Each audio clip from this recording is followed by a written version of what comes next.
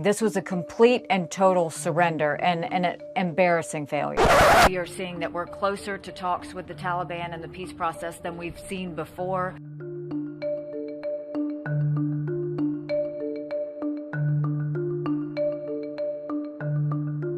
I want to read to you something that you put on Twitter this week. To have our generals say that they are depending on diplomacy with the Taliban is an unbelievable scenario. Negotiating with the Taliban is like dealing with the devil. Madam Ambassador, the Biden administration says it's not negotiating with the Taliban. Do you not believe that? I agree with you. They're not negotiating with the Taliban. They've completely surrendered to the Taliban.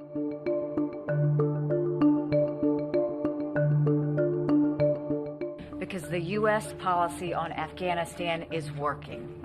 We could see dramatic changes in terms of what the U.S. policy has been doing.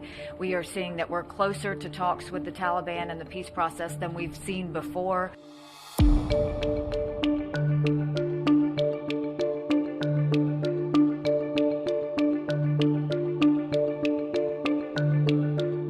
And now we're negotiating with the Taliban. We'll see what happens. In Afghanistan, my administration is holding constructive talks with a number of Afghan groups, including the Taliban.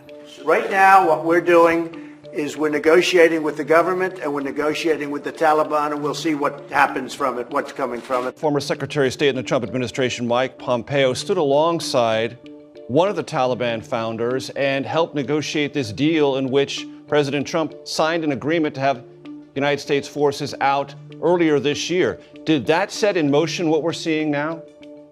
You know, I think everybody's wanting to go back and talk about Trump. This is not about partisanship, Major. This is really about America and strength and making sure we get Americans out of there alive. And she's rewriting history a bit when it comes to Afghanistan, criticizing President Biden, saying that dealing with the Taliban is like, quote, dealing with the devil. Of course, her foreign policy team that she was a part of negotiated with the Taliban. What is your reaction to what she and many other Republicans who are part of the Trump administration are saying now? This is the tribalism that is absolute cancer in a reason-based republic. I mean, to your point, she had earlier given accolades and others to Pompeo and others who were indeed negotiating with the Taliban.